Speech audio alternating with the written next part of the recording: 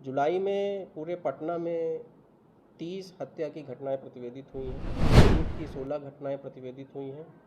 2 डकैती की घटनाएं जो दीघा और राजीव नगर में हैं। बिहार में अपराधी किस कदर बेलगाम है, इन तमाम चीज़ों से आप वाकिफ होंगे। पिछले 30 दिनों में राजधानी पटना में सिर्फ 30 हत्याएं हो जाती हैं और ये आंकड़े जो है ये हम नहीं बल्कि ये नीतीश सरकार की पुलिस खुद बता रही है।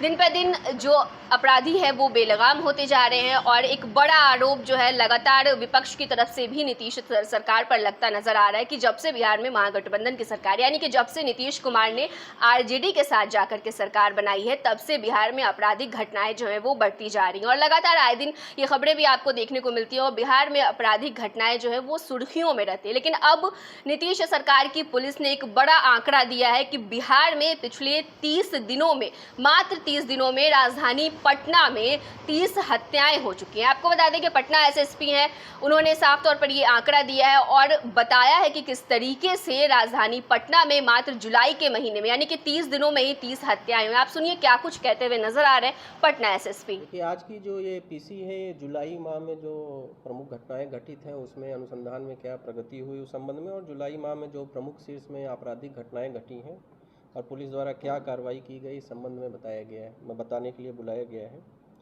जुलाई में पूरे पटना में 30 हत्या की घटनाएं प्रतिवेदित हुई हैं। लूट की 16 घटनाएं प्रतिवेदित हुई हैं। 2 डकैती की घटनाएं जो दीघा और राजीव नगर में हैं।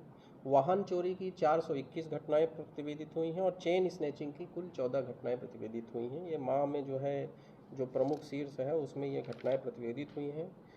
इसके विरुद्ध जो है हत्या शीर्ष में पूरे महीने में 60 व्यक्तियों को गिरफ्तार करके जेल भेजा गया है। डकैती शीर्ष में 6 व्यक्तियों को गिरफ्तार करके जेल भेजा गया है।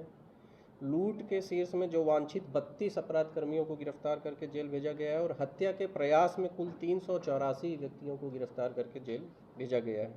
पूरे जिले में सभी अपराध शीर्षों में कुल 3,391 व्यक्तियों को गिरफ्तार करके भेजा गया है। इसके अतिरिक्त कुल 40 हथियार और 99 जो है गोली बरामद करके उन ऐसे अपराध कर्मियों को भी जेल में भेजा गया है आर्म्स एक्ट के केसेस में। जो स्नैचिंग के केसेज हैं उसमें टोटल जो रिकवरी है वो 32 अरेस्टिंग है। जो चेन और मोबाइल स्नैचिंग है उस शीर्ष में 32 अरेस्टिंग है। इसके अलावा जो 3 चेन की रिकवरी हुई है, 2 टैब है और 167 मोबाइल पूरे माह में रिकवर किया गया है। इसके अतिरिक्त जो वाहन चोरी का शीर्ष है उस वाहन चोरी में टोटल 69 वाहन को भी रिकवर, 421 केस रजिस्टर हुए हैं वाहन चोरी के और कुल 69 वाहन रिकवरी हुआ है। ये है। इसके अलावा जो अपराध नियंत्रण है उसकी दृष्टिकोण से बीच बीच में आप लोगों को बताया गया, पूरे पटना जिले में कुल 4 नए पुलिस स्टेशन, 5 नए ओपी और 48 नए टीओपी को क्रियाशील किया गया है। अब इस संबंध में जो प्रमुख घटनाएं हुई हैं माह में, एक दिल्ली से आए एक व्यक्ति जो है नदीस हैं, उनकी हत्या हो गई थी परसा बाजार थाना अंतर्गत। इसमें जो उनके एसोसिएट थे उन्हीं के द्वारा ये घटना कारित की गई है। जो अनुसंधान के क्रम में आया है वो भी इस राज्य के रहने वाले नहीं हैं, दोनों लोग साथ ही आए थे और अनुसंधान के क्रम में ये बात स्पष्ट हुई है कि पूर्व में भी कई अवसरों पर दोनों व्यक्ति साथ आए थे और उस दिन घटना के बाद से वो गायब हैं और उनका जो है वर्तमान जो लोकेशन है वो पुलिस के पास है और इस संबंध में दूसरे राज्य में छापामारी करने के लिए पुलिस टीम जा रही है। इसी प्रकार से एक और घटना परसा बाजार में हुई थी जिसमें एक पोता द्वारा अपने दादा को गोली मार दी गई थी। हालांकि उनकी मृत्यु नहीं हुई, घायल थे, उनके बाजू में गोली लगी थी। जो अनुसंधान के क्रम में बात आई है वो आई है कि जिसको गोली मारी गई थी वो 3 भाई हैं और ये निसंतान हैं। ये अपनी संपत्ति अपने बड़े भाई को देना चाहते थे, लेकिन जो छोटे भाई हैं वो चाहते थे और उन्हीं के पोते द्वारा इनको गोली मारी गई है। इनकी गिरफ्तारी अभी नहीं हो पाई है, लेकिन पुलिस जो है लगातार प्रयासरत है और शीघ्र ही इनकी गिरफ्तारी की जाएगी। इसके अलावा एक इंसिडेंट हुआ था खाजे कला में मुहर्रम के समय में, जो एक मृतक संतोष हैं उस कलेम्पू, उनको गोली मार दी गई थी। इसमें एक उनके साथी हैं, उनको नामजद किया गया है। ये भी आया है कि ये पूर्व में जेल भी जा चुके थे। अभी जो अनुसंधान के क्रम में स्थिति स्पष्ट हुई वो ये हुई है कि वर्ष 2020 में आलमगंज थाना में एक हत्या का केस हुआ था। उसमें इनका रोल संदिग्ध पाया गया था। हालांकि पुलिस अनुसंधान में इनके विरुद्ध कोई साक्ष्य नहीं आया था। प्रारंभिक अनुसंधान में ये स्पष्ट हुआ है कि उसी हत्या का बदला लेने के लिए इनकी हत्या की गई है। लेकिन इसमें क्योंकि अभी घटना 2 दिन पूर्व की है, अनुसंधान अभी जारी है और जैसे ही इसमें कोई और प्रगति होगी आप लोगों को अवगत कराया जाएगा। इसी प्रकार से कदम कुआं में 2 घटनाएं प्रतिवेदित हुई थी, जिसमें 24 तारीख को एक रमेश प्रसाद जो नालंदा के रहने वाले थे, यहाँ व्यवसाय करते थे, उनकी हत्या कर दी गई थी। इस हत्याकांड के अनुसंधान के क्रम में ये पता चली कि उनके ऊपर जो है 17 जुलाई को भी फायरिंग की गई थी, जैसा बाद में उनके परिवार वालों ने बताया और मीडिया में भी ये बात आई थी। हालांकि इसकी कोई सूचना पुलिस को नहीं दी गई थी।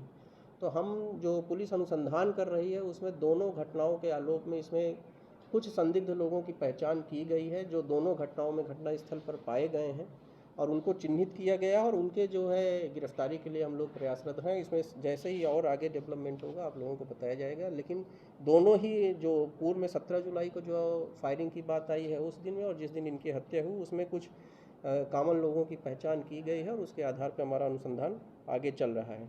इसी तरह से जो 29 जुलाई को राजू यादव की गोली मारकर हत्या की गई थी और उन्हीं के साथ अन्य व्यक्ति राजू गोप जो है घायल हो गए थे, उसमें भी 2 व्यक्तियों को नामजद किया गया है और जो नामजद हैं वो इनके पड़ोसी हैं। इस संबंध में अनुसंधान में अभी तक जो बात आई है कि दोनों ही व्यक्तियों का पूर्व में आपराधिक इतिहास रहा है, जो इसमें मृतक हैं वो भी और जो अभियुक्त हैं उनका भी आपराधिक इतिहास रहा है।